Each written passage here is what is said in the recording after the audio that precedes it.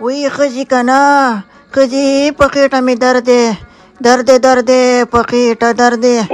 سړیه دا څه چغې دې شروع کړي دي چغنه لږ په کلاره نه شوې د چغې دې شروع کړي دي. وی ښځې خدای خو دې زر واخله بېګا دې را باندې سوځېدلې ډوډۍ خوړلې ده اوس پوښتنه کوې چې څله چغې وهې.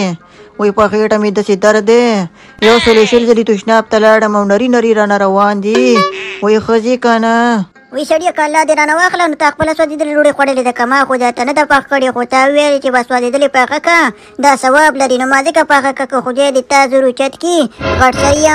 وی ښځې تا سره باس نه کېږي ستا خو د یو جیرب خوله ده اوس به دې چغې شروع کړي خبره داسې ده که نه څه کار وکړئ اوس پیرکۍ میرکۍ راواله یا ګولۍ مولۍ راواله چې وی خورو ورته چې دا خېټې درد هم ښه شي که نه. وی سړیه داسې چل وکړه که نه چې ستا همیشه په خېټه درد وي داسې چل داسې ستا درد په سپېرکو نه ښه کېږي او نه په ګولو ښه کېږي.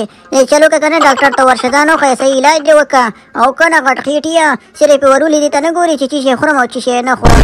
صحیح ده ښځې زه لاړم ډاکټر ته ځان ښیمه صحیح ده او که نه چې بس بستره جوړه کړه چې بېرته راځم ما ته پته ده زه په بستره کې ولیږم چې لږ ارام هم ورله وکړم که نه او که نه چې په خېټه مې درد دی. یاره قربان ښځې مې پخ کړي وو چرګانه مالګه پکې نه وه نو ما وخوړه سوځېدلې ډوډۍ او اوس مې په خېټه درد دی وعدې. سلام علیکم ډاکټر صاحب. وعلیکم السلام علیکم څنګه راغلی؟ یاره ډاکټره داسې چل دی که نه چې په خېټه مې درد دی او داسې درد دی که نه چې درته حال نشم ویلی بس لیونی کړی یم له سهار نه تر ماښامه پورې 100 ځلې تشناب ته لاړم او تاسې نري رانروانې پته نه لګي چې څه وجه ده. دا څه وی دا لکه تا خو ډېر غټ تکلیف دې پیدا کړی ښه دا راته ووایې که نه چې بېګا دې څه خوړلي ولو؟ یاره ډاکټر داسې چل دی که نه چې ما ته یو پیر بابا ویلي و چې سوځېدلې ډوډۍ وخوره دا ډېر زیات ثواب لري په کار کې به دې برکت وي. نو ما لاړو بس سوځېدلې ډوډۍ مې وخوړه او چې سهار ته راپاڅېنم بس د خېټې حالات مې داسې و چې بس د خیره سره سمه د ثواب نه ډکه وه.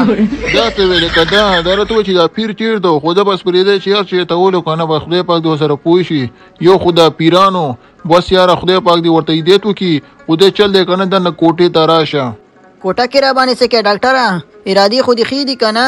یاره بس غلط سوچ د پیرانو سره کېنې نو دغه به دې چلي که نه سوچونه دې بس غلط دي او که نه دې چل دی که نه چې معاینه دې کوم بل څه در سره نه کوم ته راځه.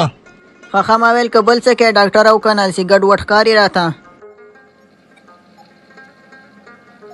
دا څه شی کوې ډاکټره زما په خېټه درد دی ته راته په مخ لاس وهې خیر خو به یې که نه ما ویل چې ارادې دې سمې دي که نه؟ یاره خو هر څه مې ښه دي ارادې مې هم ښه دي ما دې سترګې کتلې مې چې د سترګو علاج دې وکړم. یاره ډاکټره خیر خو به یې که نه زما په خېټه د ته راته د سترګو علاج کې ما د ښکاري لکه چې زه غلط شویم د سترګو ډاکټر ته راغلی یم او که نه دې چل دی چې زما په خېټه درد دی په سترګو مې درد نه دی.